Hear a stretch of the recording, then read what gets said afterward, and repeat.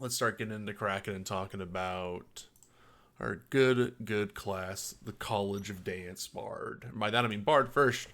Oh no, I've hit the source books. All right, everybody, we're gonna be talking about the 2024 Bard today, and then its new subclass or sub-profession, they call them now. I think they're just called subclasses. That's what I'm gonna call them in my head. There it is, subclass right there. We're gonna talk about that. We might talk about the Path of the World Tree Barbarian, and we're gonna look at the feats for clerics because I just want to know how the Origin General Epic Boon feats kind of work. So circling back to Bard though, Bard's our final class that they're kind of showing off. I think before this they've done Bard, Barbarian, Cleric, Rogue, Monk, Fighter, Wizard, Ranger, Druid. Yeah, I think we've done everything. They actually haven't shown off. One thing they haven't technically shown off is like the Druid. So that might be coming later because they only showed the Circle of the Moon Druid and changes to wild shape. But they haven't done a 2024 Druid versus 2014 Druid. So that still might come down the line later. We'll look at that. But pretty much we're at the top of the list. The only thing we've skipped is how to create a character using the 2024 Player's Handbook. I might look at that on my own. I just feel like it'll be mostly the same and I don't need to look too hard at it. But I might look at it later on my own. I just don't think I really care that much about it for streaming.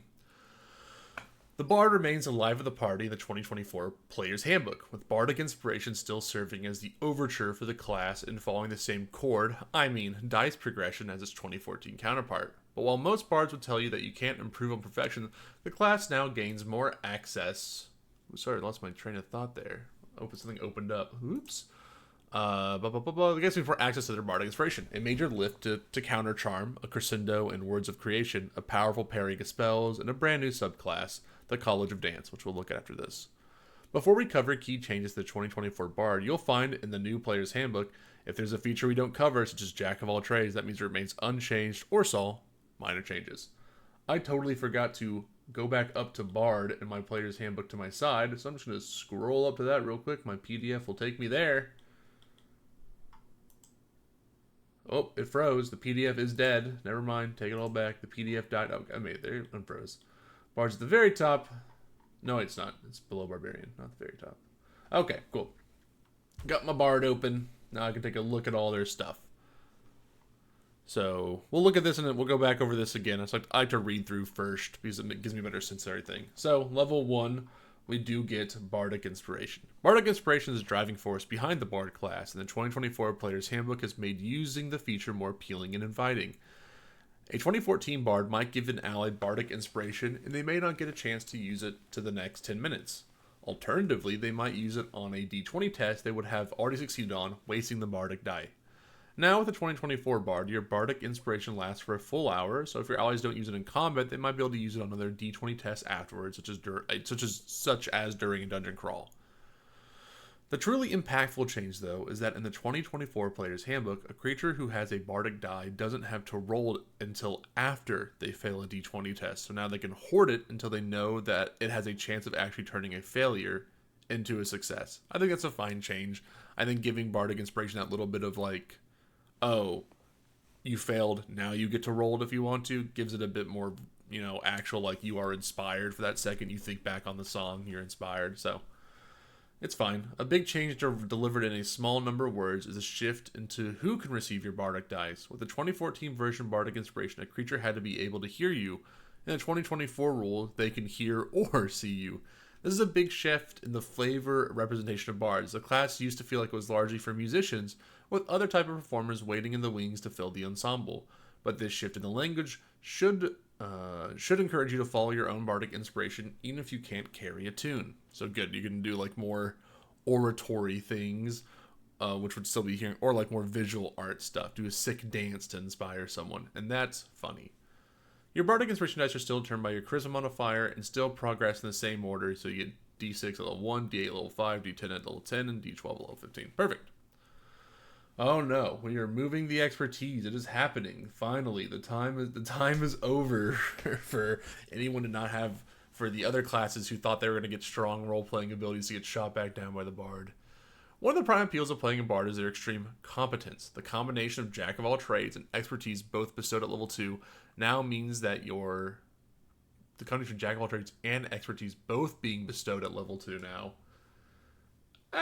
yeah. Remember, expertise is level 3, so now you just get now you get a big mode. Now means that your 2024 Bard is leaning into their skill versatility early on in their career. You'll also get expertise for 2 additional skill proficiencies at level 9 instead of 10. Great. So if you don't know, Jack of all trades is you can add half your proficiency bonus rounded down to any ability check you make that doesn't already include your proficiency bonus. So Jack of all trades just means like, hey, half your proficiency goes to things you're not proficient with. Pretty good boost, means you're going to succeed a lot more often. And expertise is the same as kind of the rogue. Choose 2 skills, you're now doubling your proficiency bonus on them. Level 9, you're going to pick a couple more. Means they're really good role-playing characters. They get access to role-playing stuff that other characters just don't get access to because, well, for some reason they just don't give them those kind of role-playing abilities. Now they're saying, get them earlier.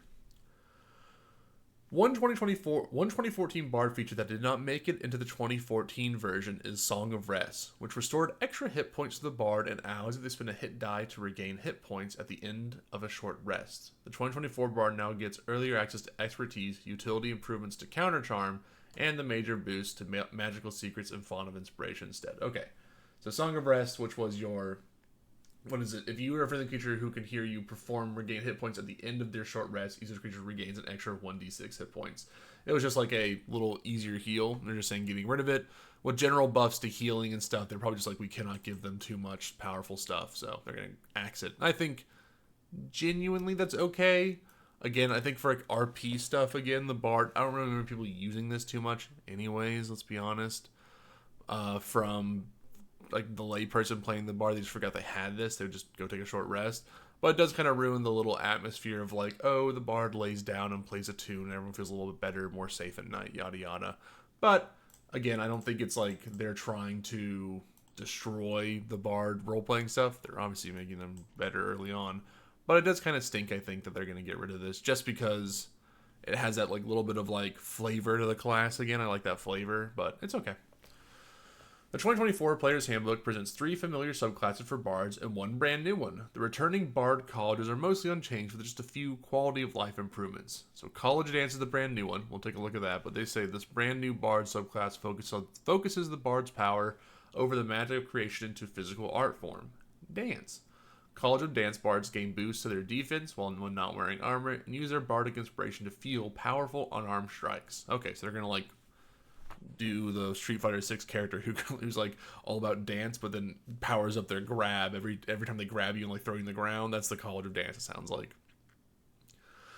College of Glamour, the Feywild's infused magic of this Bard subclass replaces the 2014 enthralling performance with Beguiling magic, which adds Charm Person and Mirror Image to your prepared spell list and gives you a chance to bestow the Charmed or Frightened effect on a creature that sees you cast an enchantment or illusion spell within 60 feet. That seems really good. So let's go look at College of Glamour real quick.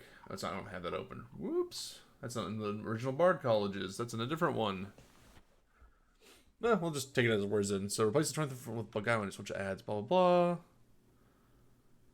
So you have like a chance if they fail like a saving throw to give Charmed or Frightened to someone. Also, Mantle of Inspiration now grants temporary hit points equal to 2 times the number rolled on your Bardic Inspiration die instead of a flat number. In addition, Mantle of Majesty can now be regained by spending a level 3 plus spell slot. Finally, Unbreakable Majesty can cause the attacker to miss out of changing targets. To miss instead of changing targets. Okay, cool. So just a little buff there. Nothing too crazy. But they're bringing back College of Lore and Valor, which I'm excited about. I like College of Lore because it does make you the most role-playing character of all time. College of Lore. When these studious bards use Bardic Inspiration to activate cutting words, your role is no longer impacted by whether the creature can hear you or if they're immune to being charmed. Also, Peerless Skill now doesn't expend the Bardic Inspiration on a failure. Finally, Magical Discoveries has been rewritten, like Magical Secrets, and allows you to replace the chosen spell whenever you gain a Bard level. Okay, cool. So they're just like, hey, you pretty much like gain spells from any like your choice of spells, and you're like, oh, you can just kind of switch them out now. Very good. They're not changing the Peerless Skill stuff, which is all good. All that stuff is just going to make them very funny. But Cutting Words is the classic College of Lore, so just making it more, I guess, like, more you just do it. You just get it done. College of Valor. These Scalds can now use a simple or martial weapon as a spellcasting focus. That's cool. In addition, when a College of Valor Bard gets an extra attack at level 6, you can now cast a cantrip that's a casting time of an action in place of one of those attacks. Good. This overall just being like, they're already strong, they're for fighting. We're just going to give them that extra attack and the ability to cast a spell if they want to as well. And just general overall versatility. The Bard subclasses are just really not actually what makes the Bard good.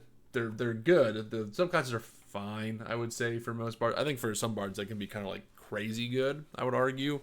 But they're trying to like tone them down because the Bard itself is probably already very good, is the idea. So we'll see how much College of Dance gets away with stuff. Font of Inspiration has always tuned up the volume on Bardic Inspiration by restoring expended uses after completing a short rest in addition to a long rest. The 2024 Bard accompanies that with another addition way for Bards to recover expended Bardic die. Once you reach level 5, you can expend a spell slot to regain a use of Bardic Inspiration.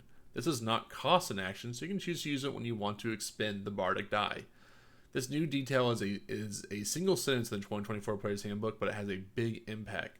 Bardic Inspiration has always been the backbone of a Bard build, but the limited number of uses meant that a Bard player would have to be sparse with their Bardic dice in between rests. Now, players have a lot more freedom to decide how they want to go about their business. If you want to focus on casting spells, you can, but if you built a Bard based around the function of Bardic Inspiration, such as the College of Dance Bard, who uses your Bardic Inspiration to fill your features, you can choose to sacrifice spell slots to give yourself more access to those abilities. The combination of this new Font of Inspiration with Bardic Inspiration die, now being spent after the roll fails, encourages Bards to use rather than hoard their Bardic dice.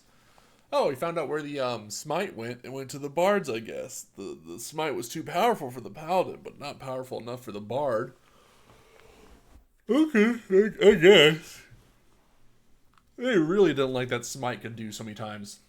Yeah, it went to Bardic Smite. Yeah, I don't know, one of my players just recognized it. Yeah, I don't know why those two went that. I don't know why it went that way. That seems very goofy. I guess Bardic people can now. I guess because they can only do one inspiration per turn, they're like it's fine. And I think it's like a good change. I think like especially if they want people to focus on Bardic Inspiration, being able to just kind of pop it when you need to. It's not a terrible idea. I just they really fucking hit that Paladin really hard with that Nerf hammer. Okay. Counter Charm has been moved from level 6 to level 7 for the 2024 Bard, but the upgrade on what the feature does is well worth the wait. The 2014 Bard Counter Charm took an action and would last until next turn, granting advantage to allies on their saving throws against being frightened or charmed.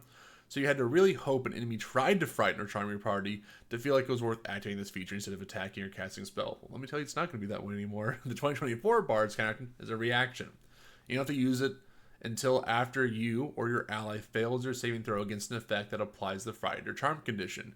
Your ally then gets to re-roll their save with advantage. That's a really huge chance, 3 rolls. That means your counter charm. That means with your counter charm, your allies now have to take up to 3 chances of succeeding. Oh, okay, they just say it. There you go. On their save against being charmed or frightened. Plus, the feature doesn't have a limited number of uses, so it can be used each round when you or one of your party members are being talked into joining a vampire cult. Okay, that's way stronger. They are not wrong. That is really fucking strong. If you're trying to do any charming or frightening with a bard nearby, and they can just do that forever. Yeah, it's just forever. They just have that forever. That's kind of crazy. That's an exceptionally strong ability. Just bam. All right, everyone gets advantage. So I guess it does use your reaction. So if they try to frighten multiple people or charm multiple people. 1 second. You don't have to use it until you or your ally fail.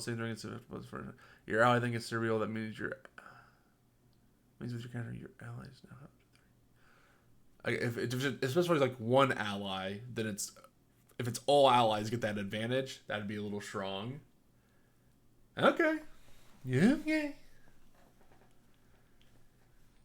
I think it'd be you and any friendly creatures is what's going to be read as, so it's going to be everyone gets advantage. If the moment one person fails, well, now everyone gets advantage. Nutty. And especially if you're saying, oh, they do it all at the same time. Yeah, it's going to be everyone. Yeah, I don't even know what I'm thinking. Well, seems pretty good. Let's go check out Magical Secrets. Magical Secrets is also sees a buff from 2014 counterpart. Instead of getting 3 chances to access another class's spell list at fixed level intervals, Magical Secrets now lets you select spells from the Cleric, Druid, or Wizard spell list every time you add to your prepared spells list, and have them count as Bard spells. That means that from Bard levels 10 through 20, you can choose spells from 4 different classes. Plus, when you replace a Bard spell from your prepared spell list, you can replace it with a spell from the other class's spell list. I'm going to read that again. I mean, that sounds kind of really good.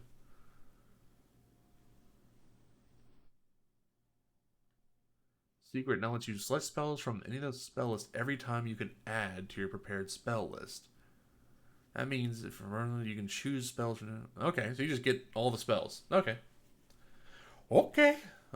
They want to make that bard a little more magical. And then level 18, Superior Inspiration. So down a couple levels. Superior Inspiration moves from 20 to 18 and gets a boost. The 2014 Superior Inspiration allows you to regain 1 use of Bardic Inspiration if your pool was depleted when you rolled initiative. In the 2020 version, I bet you get them all. Oh, you regain up to 2 expended uses of Bardic Inspiration if your current pool is less than that. So if you have 1 use, you'll get an extra, but if you have none, you'll get 2. Okay, so technically the most minor buffs. 2 levels lower is good. Your Epic Boon, you get your Epic Boon. It's your Epic Feat. Boon of Spell Recall, increase your intelligence wisdom or charisma by 1 to maximum 30. Whenever you get a spell with a level 1 to 4 spell slot, roll a d4, and if the roll matches the spell level, you don't expend the spell slot. Okay, good. We also recommend the Boon of Skill, which grants you proficiency in all skills. We also recommend the Boon of Skill, which grants you proficiency in all skills and gives you another expertise, or the Boon of Speed will let you disengage. Oh, okay, yeah. Or just be a god. Word of Creation. Your new level 20 feature really puts the idea that the bard has mastered the magic of creation to the point where they have the power over life and death. Words of Creation adds 2 of the most powerful level 9 spells to your prepared spell list. Kill and Heal. Power word, kill and heal. Bards can manipulate this power so well that they can potentially use it on 2 targets at once. Words of Creation allows you to cast these level 9 spells on a second creature within 10 feet of the original target. Okay, fuck it. Why not? Let's go. I'm gonna go look at what does power word heal do real quick, just for my brain. Because I'm gonna forget. So 1 sec. I forget how much healing it does, and they're probably buffing it, right? Because go open it up real quick. Power word heal. You wave energy washes over the target. Target regains all its hit points. It's a Pokemon full restore. The creature's charmed. And he's blah blah blah. So it does a little bit of everything. I don't know if they're even gonna buff it at all then. But yeah, okay, sure, fuck it. Hey, you guys are next to each other. Power word heal. Bam bam. All right, we're back up to going. At level 20, I think this is fine. I like the really crazy level 20 thing. It is just funny, the idea of me being like, yeah, just power word killed 2 people. Bam bam, dead. Move on. Like, all right, Bards seems pretty good. I think overall these buffs make sense. Again, sometimes you remove things, I just think it makes it look a little more boring, the class. But everything else is staying, so I'm not too upset. With the general buffs around, it's pretty good. Also, the real thing is that what's it called? Being able to do this as a reaction and being able to have this just use a spell slot, I get my bardic die. No action is really good. If it was a bonus action, it'd be a thing. If it was blah blah blah, it'd be a thing. But since it is no action, it is a true bardic smite, which makes this class way better now. And the paladin keeps slipping into the past. The bard class in D&D has always been unique in that it emphasizes the power of creation as a force to manipulate reality through magic. We're also going to take a look at the dance bard, the new bard. In the past, bards have been infused with the power of music, elaborate swordplay, or even the manipulation of whispers. With the brand new College of Dance subclass introduced in the 2024 Player's Handbook, bard players can now craft characters for who their body is their instrument.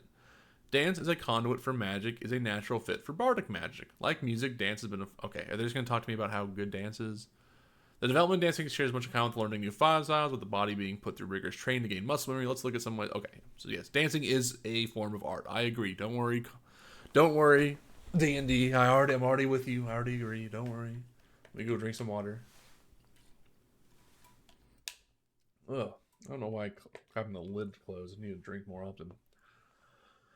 The College of Dance Bard is a powerful combination of physical form and creative magic. A dancing bard can cause mouths to drop before delivering a swift and elegant kick across the face. The bard subclass is in rhythm with the bard parent class, featured by using bardic inspiration to feel and use of abilities and buffs to your characters. It allows you to feel the music the way you prefer, or that by using your bard spells, using bardic inspiration to boost your party, or by channeling your groove into unarmed strikes with the dazzling footwork feature for the College of Dance.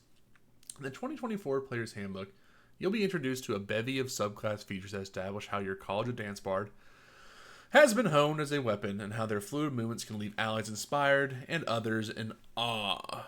Okay, let's actually get into it. Yeah, we saw bardic inspirations already on the facelift. So, because dancing often requires unrestricted movement, the College of Dance Bard initial feature grants several benefits if they aren't wearing armor or wielding a shield. When you got the moves. With the dance virtuoso benefit, you gain advantage on any charisma performance checks you make that involves you dancing. College of Dance Bards could use this feature to create distractions while their party focus on a task, but it could also come in handy during a gala or event. Anyone who has seen an episode of Bridgerton surely has learned how high stakes a courtly dance scene can become. Yeah. Release your inhibitions. College of Dance Bards gain a boost to your unarmored defense, giving you a base armor class of 10 plus dex plus charisma. Very good. Very strong. Very spooky. That's very easily good. That very easily is very good. Monk got their heavy buff. Remember, the monk, if we go back, the monk is not in shambles because the monk has the where was it? So just their, it just doesn't even say anymore, or just say, because they still have their dex wisdom shit, and they've gotten their big overall massive increases to everything else. They're not even somewhat scared anymore. The monk is it's just funny to see like the consistent level of like no one can be what's it called? Like no one can be, it feels like, worse than someone else. Like if you pick this bard thing, you are going to be like the monk. Like there is no getting away from it, and that just makes it kind of strong, kind of good. Release your inhibition. Feel the beat, deliver the beat down. You've also granted a new benefit to your bardic inspiration in combat with agile strikes. This is the monk bard, which I think is funny, allowing you to deliver an extra unarmed strike whenever you spend a use of bardic inspiration as part of an action, bonus action, or reaction. So, for example, this means when you give a party member bardic inspiration, not only will they get an appropriate level dice to use for on a d20 test, but you'll also be able to make an unarmed strike on enemy as part of the same bonus action. As a College of Dance Bard, those unarmed strikes of yours get boost through Bardic damage feature. When you successfully damage on an unarmed strike, instead of normally, you'll deal bludgeoning damage equal to your roll of your current Bardic inspiration, plus your Dex modifier. Jesus. So, for example, at level 3, you get a DC plus Dex on your unarmed strikes. At level 15, you get a D12 plus Dex. The best part about this is you don't expend the die for that damage. You just fucking do it. Funny little guy rolls around punching people and doing sick dances. Very fun. Inspiring movement. Leaning into the bard's role as a source of inspiration to uplift and engage their party members, this new feature truly lets two tango. When an enemy you see ends its turn within 5 feet of you, you can use your reaction to spend a use of bardic inspiration to move up half of your speed without provoking opportunity attacks. Once you've moved, an ally of your choice within 30 feet of you can also move up to half their speed using their reaction, similarly not provoking opportunity attacks. What makes this feature especially cool is that since it does not expend a use of your bardic inspiration if you're unarmored, you can take advantage of your agile strike feature from dazzling footwork and make an unarmed strike as a part of your reaction. This means when an enemy is foolish enough to end your turn within 5 feet of you, you can potentially deal damage to them, move yourself out of danger of their attack, and help an ally move. 1 second. If you're unarmored, you can take advantage of your agile strikes feature from dazzling footwork. And okay. Is that it does expend? Okay, I'll make sure I read that all right. It does. I might have said it doesn't. It does expend the use of bardic inspiration. I might not have read that right. So again, yeah. So you're just like cool in turn, move, punch, go forward. Like, yep. It's just a move, punch, move guy. That could be pretty fun. Tandem footwork, level 6. Also at level 6, you can help yourself and your allies get off to the right foot when it comes to roll initiative. As long as you don't have the incapacitated condition, when you roll initiative, you can expend one bardic inspiration die to grant yourself and each ally within 30 feet of you who can see or hear you, all gain a bonus to initiative equal to the number rolled. Talk about letting your party get a leg up. Okay, so just a straight, that could be a 12 by the end of this. So 12 to plus 12 to your inspiration to your initiative roll. Okay. If anybody's near you, I guess, right? In your first turn, you spend it, reaction, punch a man in the face, technically, right? I don't know, maybe not. That'd be funny though. Leading evasion as an expert dancer.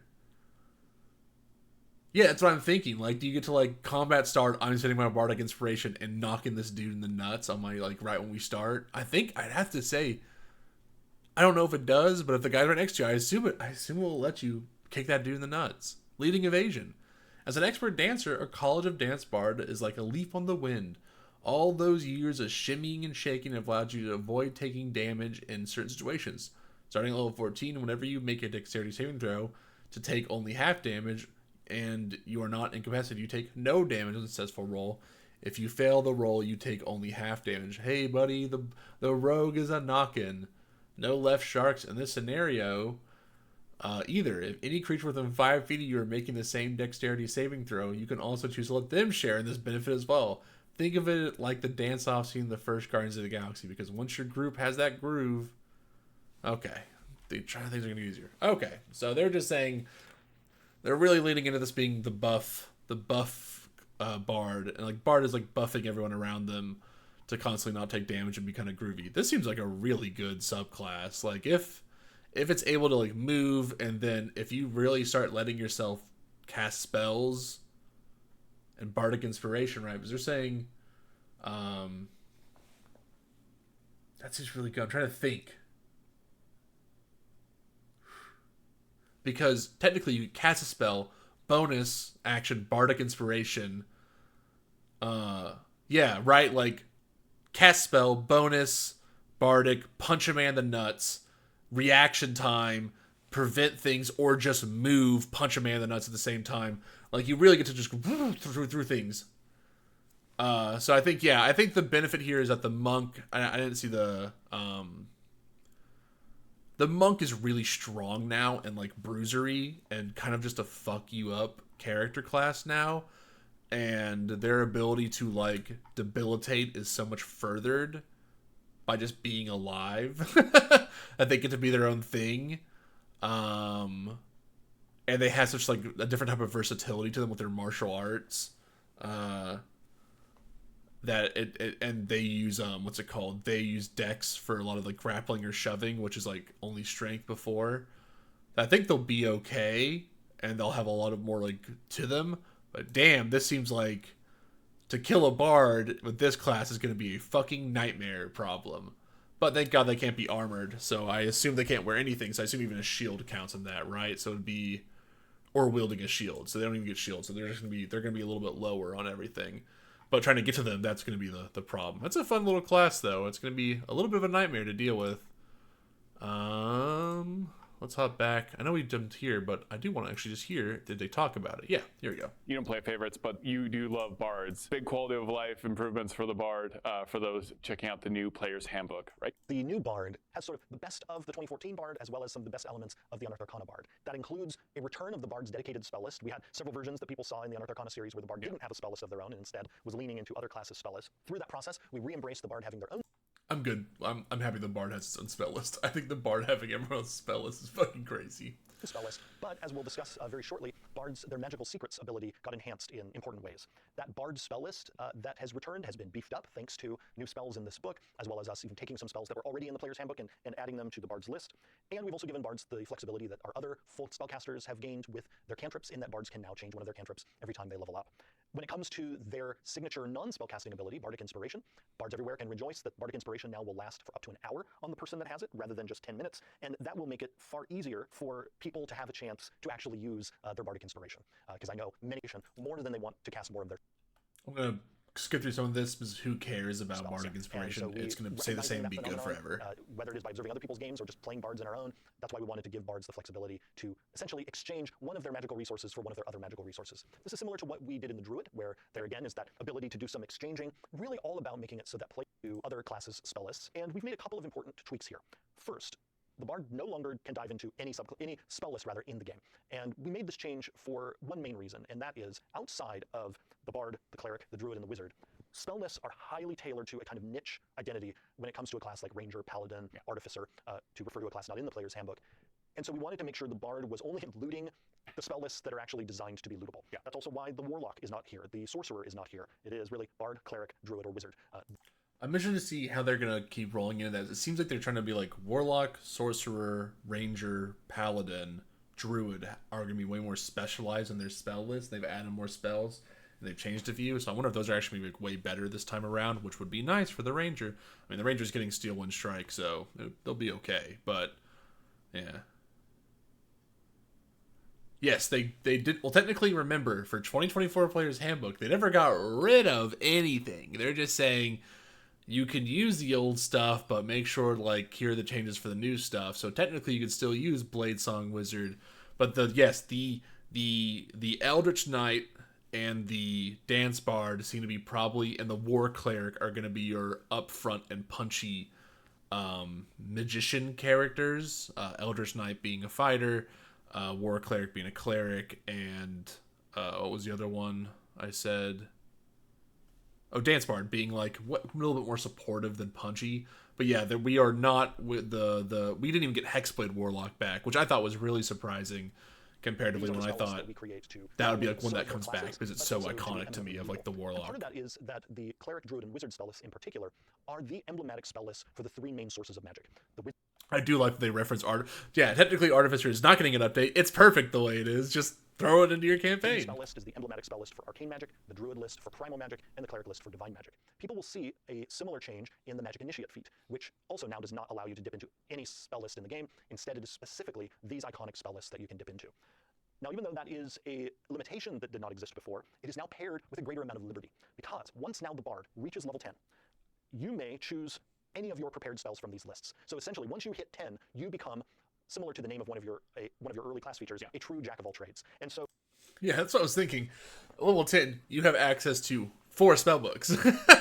Fuck me. Constriction paired with a massive expansion in terms of versatility for the class. And it used to be that Magical Secrets gave you this versatility, but only at certain later levels. Now you can benefit from it at every level once you've received Magical Secrets. Perfect. Next up, we have the revised version of Superior Inspiration. Right. Superior Inspiration. Okay, so that's what I want to make sure I understood. Okay, so yeah, you get access. I want to make sure I understood that I wasn't going crazy.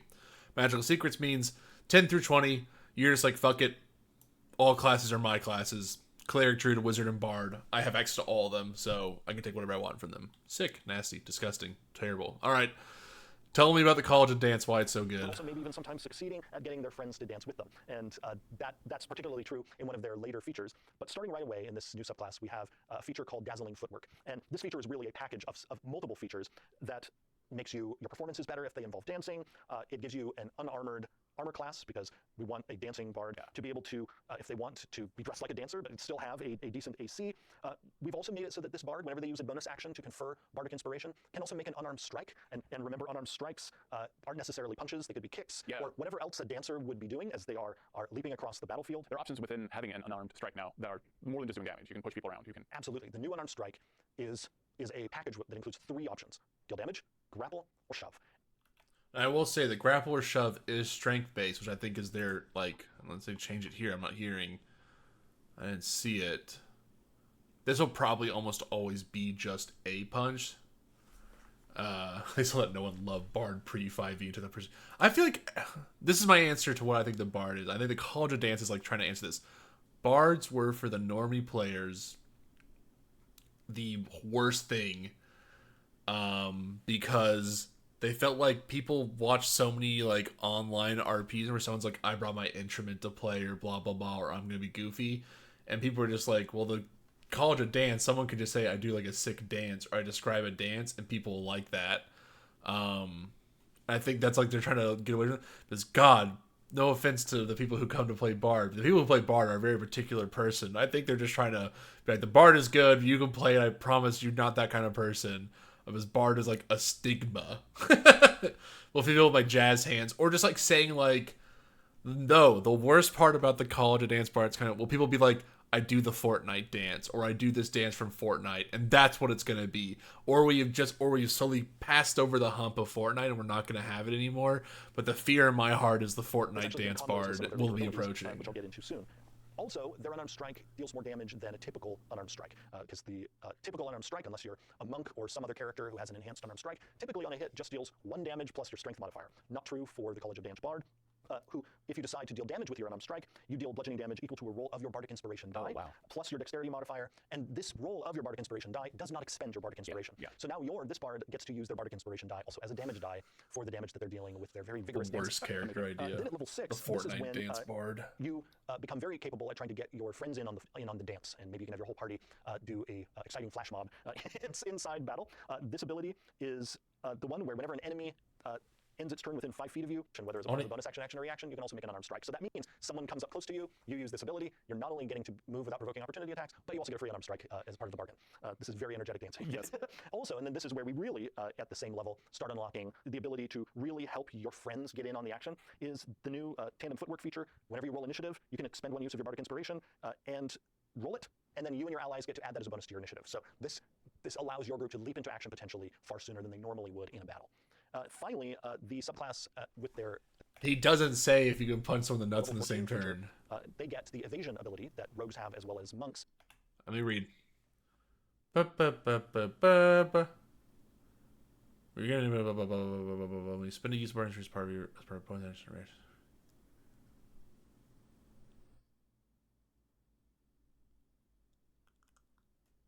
That'd be weird. I wonder. I bet you could. I just want to see if he'd say that. Okay. There you go. Bards are done. They're good. Turns out bards are fine. I'm gonna save the Path of World Tree Barbarian. I'll just read it now. I think we have a more than enough time to read Path of World Tree Barbarian. As the World Tree begins to take root within you, your rage allows you to channel its life force through your fear. We've already talked about barbarians, so I'm skipping ahead here. This is like the movement barbarian, which I'm interested in. The first benefit of Vitality of the Tree is one for yourself. Whenever you activate your Rage, Vitality Surge grants you a seedling of protection in the form of temporary hit points equal to your Barbarian level. Since this scales as you level up, it goes from being a relatively minor event to one that could keep you on your feet when you're tanking on the front lines. Yeah, as always, beg your DM if you ever want to punch someone in the nuts in the first turn. I think it'd be funny enough that I would just say, yeah, if like fight breaks out, you're at the bar and you cast that spell, the moment I think the way to funnily DM it would be like, if your initiative roll is the highest initiative roll, then yes, because then it's the funniest version of it. If not, you just roll your stuff and then you can maybe do it on your turn or something. But if yes, then yes. Leave no one behind. Most barbarians might reasonably feel that the best way to support their allies is to slice your axe through your enemies. But the Path of the World Tree Barbarian gives you power to keep your allies on their feet while you chop through those enemies. With life-giving force at the start of each of your turns while your rage is active, you can choose to grant temp HP to another creature within 10 feet of you. To determine how many temp HP you can grant, roll a number of d6 equal to your rage damage bonus and add them together. These temporary hit points vanish when the rage ends. That's pretty good. So, blah, blah, blah. You can choose to grant... Say, how you're granting this. Is it a bonus action? Number of d6 equal to your rage damage bonus. Huh. I wonder if they're saying, like, if that's a bonus action or a free action, it's pretty good. If it's an action, blah, blah, blah. But it's like 2d6 starting at, like, level 3, right? So level 3, or it's like 2d6, roll 2d6, and add them together, then you're like, these temporary hit points go to someone. That's not too bad. I'd have to see how it's given. I guess it says at the start of each of your turns, so it might just be a free action. At the start of each of your turns, you do this, then you move on to your actions. Or it says you choose to grant. Or that could be bonus action. I don't know. We have to see what that action actually looks like. Branch of the Tree, level 6.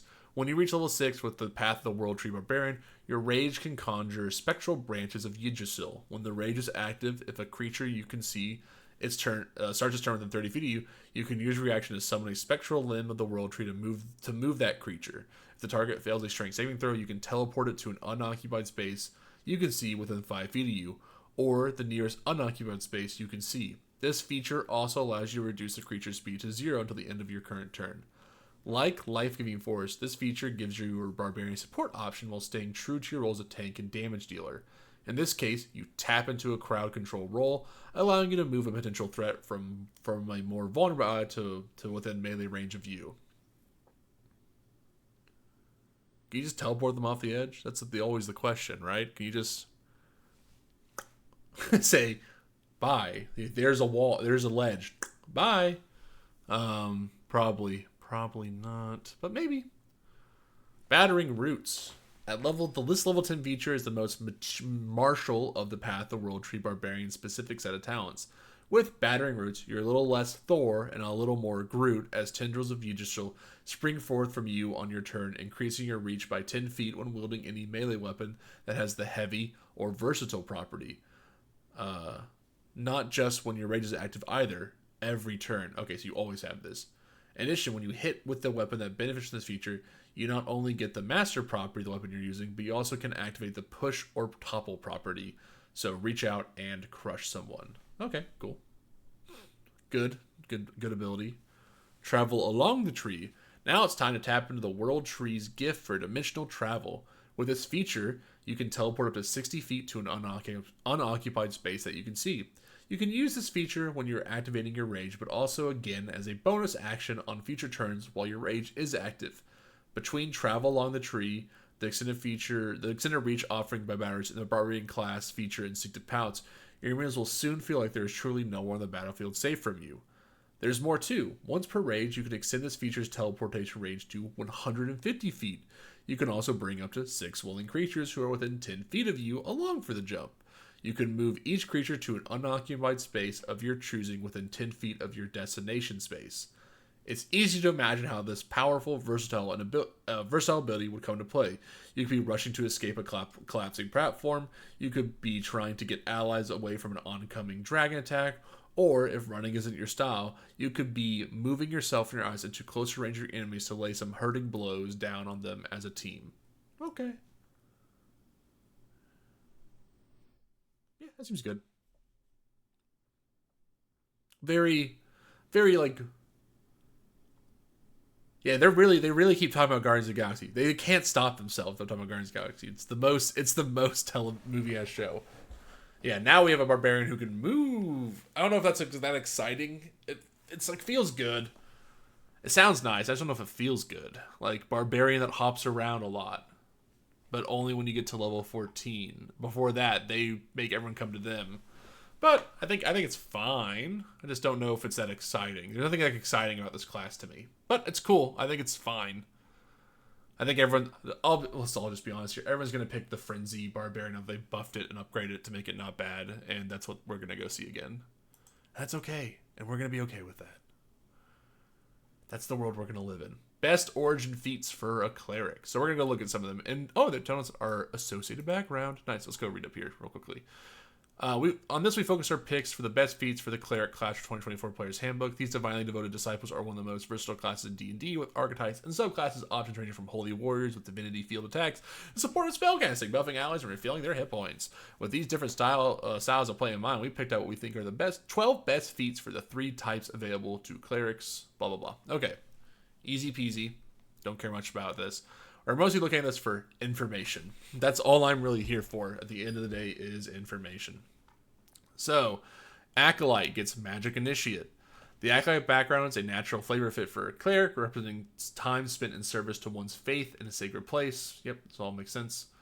While Magic Initiate might seem at first glance like a way to do a quick dip into another class, taking spells from the cleric spell list has a lot to offer someone playing a cleric.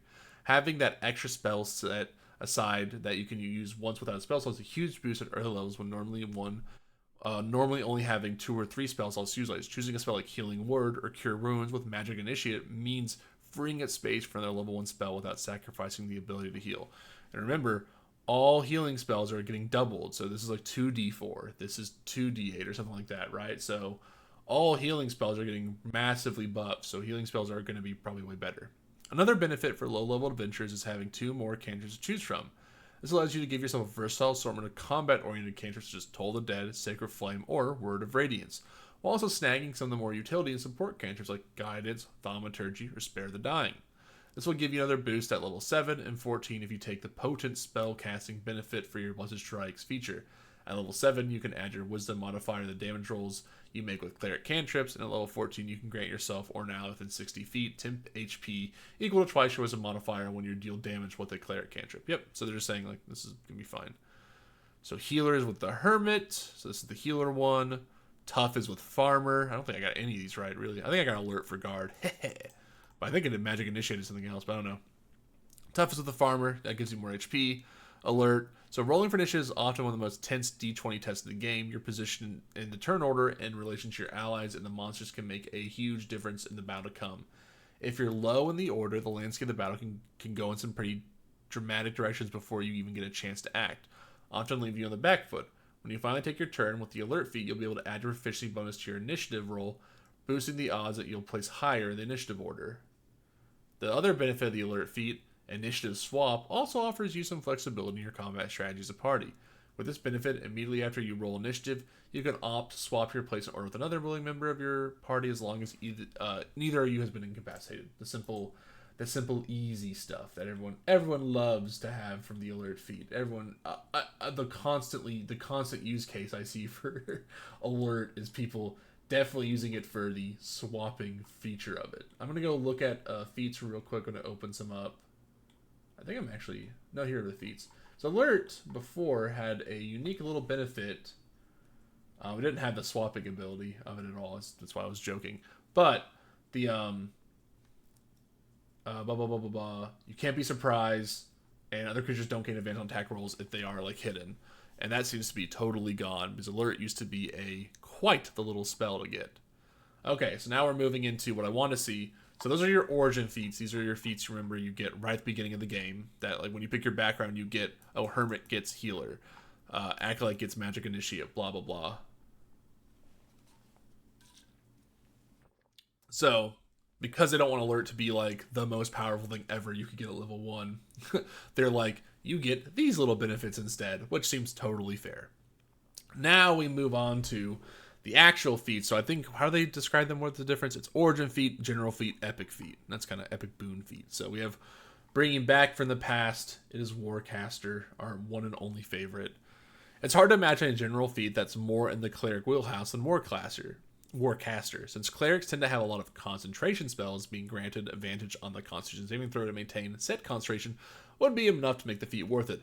But you get more, being able to cast spells that require somatic components while wielding both a weapon and a shield, and being able to use your reaction to cast a spell targeting a creature that provokes an opportunity attack, or more than just the icing on the cake. They'll likely get 2 cakes for the price of 1.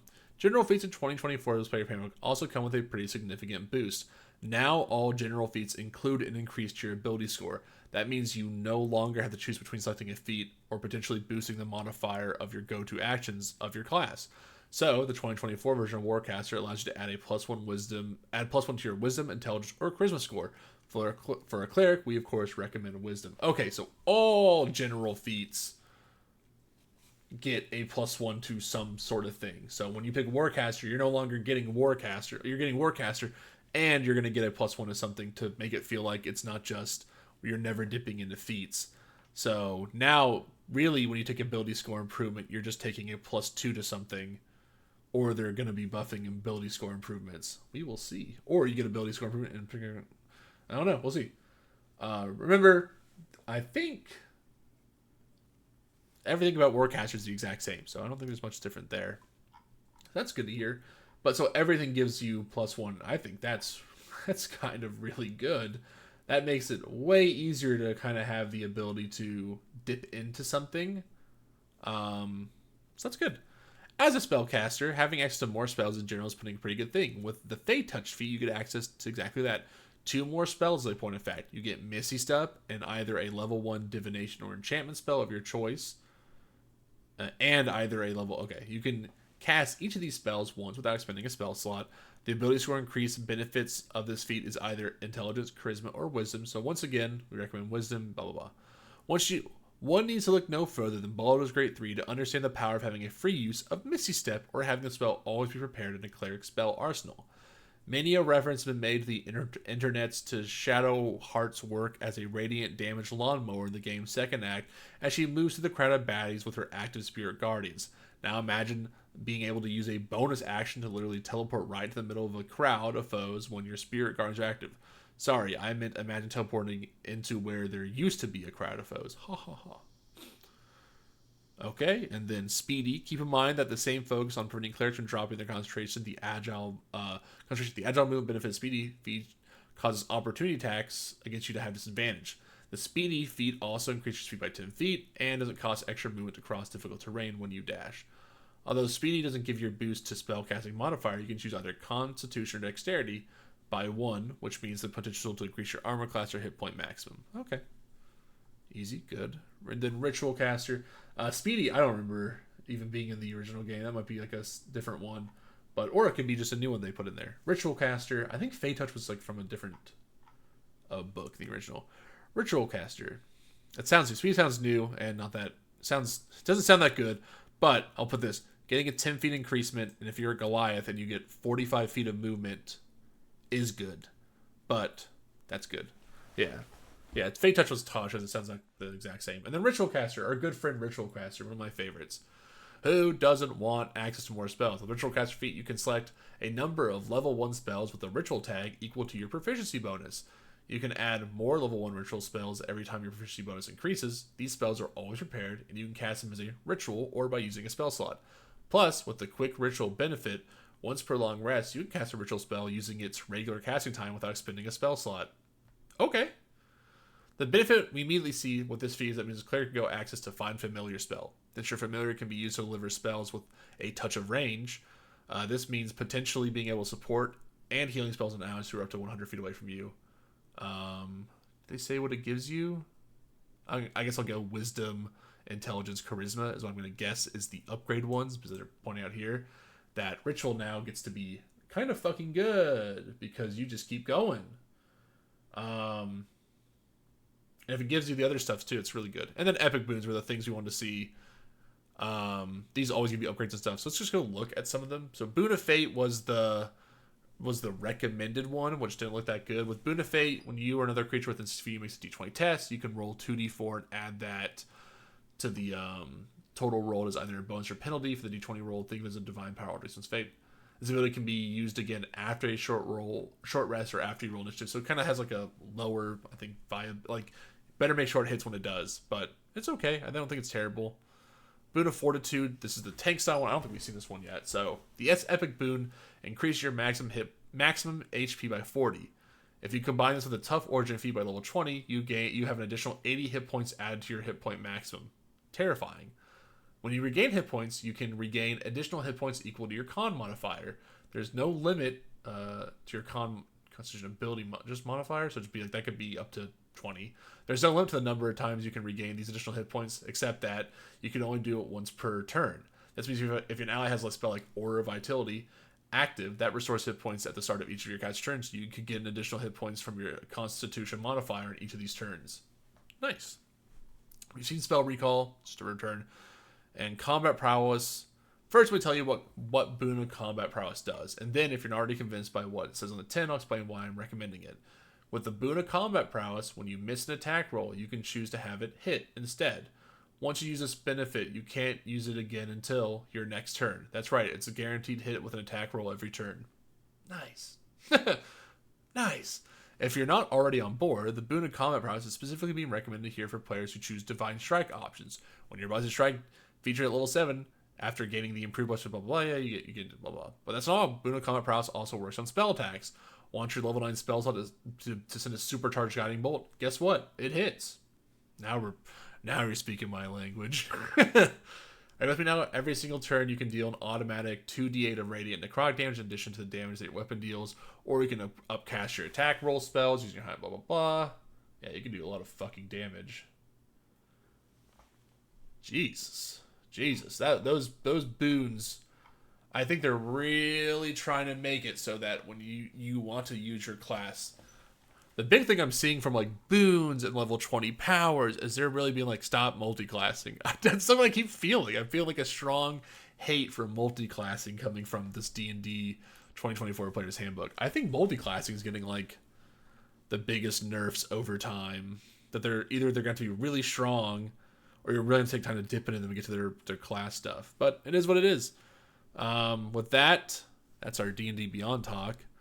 Overall, when I'll probably come back to this when this stuff gets updated more, so I'll leave it open. Overall, big upgrades to every class except for Paladin, and a lot of role-playing being slowly stripped away into more streamlined and generalized approaches to things, which could be okay. I think that the role-playing is then pushed more into the DM section and the player section to be more expressive instead of through the book's writing of things. They have to do it themselves. But I do see a little sadness in the slow degradation of the ranger into the hunter, and the big hit the paladin took to a nerf, which I think will kind of actually adversely affect the paladin, because it seems like everyone else is getting really strong, and maybe they were just scared the paladin would stay too strong. But I don't see the problem as much. But with that, I'm going to call it a day, and then I'm going to switch over to play some games. So hopefully you'll join me then.